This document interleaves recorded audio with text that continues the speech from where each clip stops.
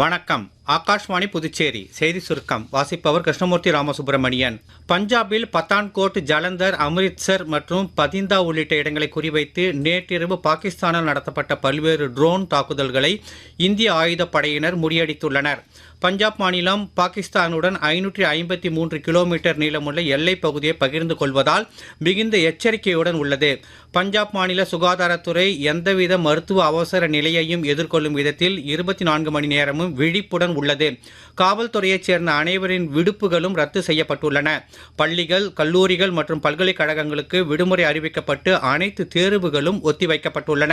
மத்திய உள்துறை அமைச்சர் திரு அமித்ஷா எல்லை பாதுகாப்பு படையின் தலைமை இயக்குநரை தொடர்பு கொண்டு எல்லை நிலவரங்களை உன்னிப்பாக கவனிக்குமாறு அறிவுறுத்தியுள்ளார். மேலும் மத்திய தொழில் பாதுகாப்பு படையின் தலைமை இயக்குநரை தொடர்பு கொண்டு விமான நிலையங்களின் பாதுகாப்பு நிலவரங்கள் குறித்தும் கேட்டறிந்தார். தெலங்கானாவில் நாளை நடைபெறவுள்ள உலக அழகி போட்டியின் துவக்க விழாவிற்கான அனைத்து ஏற்பாடுகளும் முழுவீச்சில் நடைபெற்று வருகின்றன. இம்மாதம் 31ஆம் தேதி வரை நடைபெறவுள்ள இந்த போட்டிகளில் பங்கேற்க 109 நாடுகளைச் சேர்ந்த போட்டியாளர்கள் ஏற்கனவே ஹைதராபாத் வந்துள்ள நிலையில் இன்னும் சிலர் இன்று வருவர் என்று எதிர்பார்க்கப்படுகிறது. வரும் திங்கட்கிழமை 12ஆம் தேதி புத்த பூர்ணிமாவை முன்னிட்டு புதுச்சேரி ஜிப்மர் மருத்துவமனையின் வெளிப்புற நோயாளிகள் சிகிச்சை பிரிவு இயங்காது என்று ஜிப்மர் நிர்வாகம் தெரிவித்துள்ளது.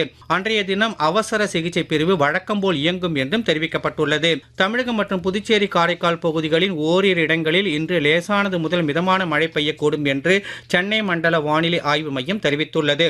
இத்துடன் இந்த செய்தி சுருக்கம் நிறைவு பெறுகிறது.